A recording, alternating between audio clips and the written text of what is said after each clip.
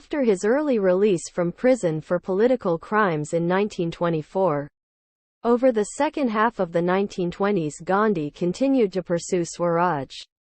He pushed through a resolution at the Calcutta Congress in December 1928 calling on the British government to grant India Dominion status or face a new campaign of non-cooperation with complete independence for the country as its goal.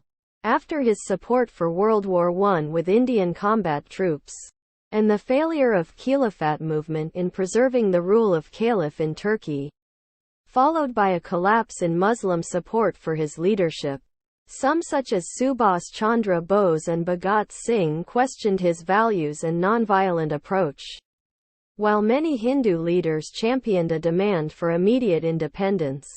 Gandhi revised his own call to a one-year wait, instead of 2.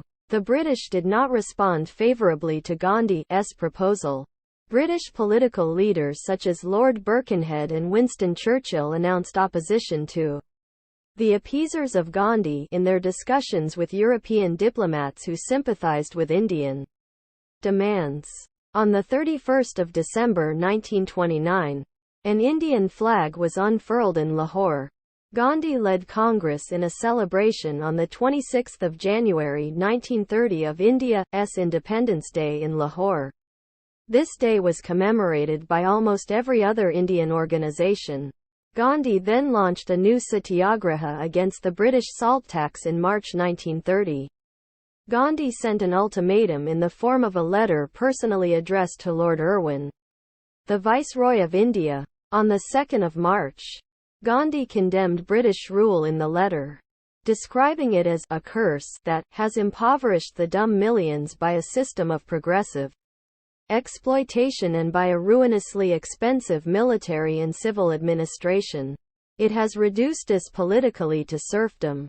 Gandhi also mentioned in the letter that the Viceroy received a salary over 5,000 times India's average income.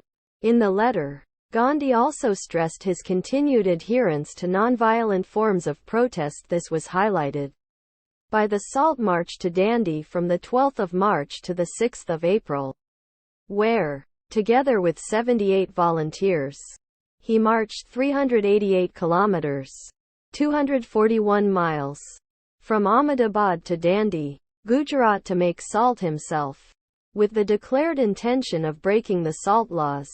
The march took 25 days to cover 240 miles, with Gandhi speaking to often huge crowds along the way. Thousands of Indians joined him in Dandi. On 5 May he was interned under a regulation dating from 1827 in anticipation of a protest that he had planned. The protest at Dharasana Salt Works on 21 May went ahead without him. A horrified American journalist, Webb Miller, described the British response thus: "In complete silence the Gandhi men drew up and halted 100 yards from the stockade. A picked column advanced from the crowd, waded the ditches and approached the barbed wire stockade. At a word of command, scores of native policemen rushed upon the advancing marchers and rained blows on their heads with their steel-shot lathis, long bamboo sticks. Not one of the marchers even raised an arm to fend off blows. They went down like ninepins. From where I stood I heard the sickening whack of the clubs on unprotected skulls. Those struck down fell sprawling, unconscious or writhing with fractured skulls or broken shoulders. This went on for hours until some 300 or more protesters had been beaten, many seriously injured and 2 killed. At no time did they offer any resistance. This campaign was one of his most successful at upsetting British hold on India.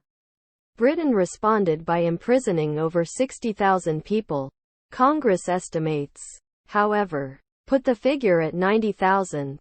Among them was one of Gandhi's lieutenants, Jawaharlal Nehru. According to Sarma, Gandhi recruited women to participate in the salt tax campaigns and the boycott of foreign products, which gave many women a new self-confidence and dignity in the mainstream of Indian public life.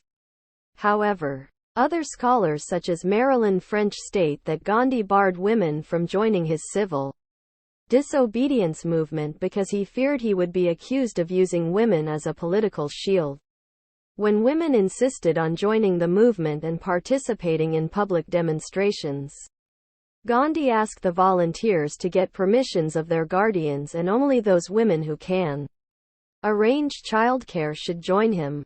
Regardless of Gandhi's apprehensions and views, Indian women joined the Salt March by the thousands to defy the British salt taxes and monopoly on salt mining. After Gandhi's arrest, the women marched and picketed shops on their own, accepting violence and verbal abuse from British authorities for the cause in the manner Gandhi inspired.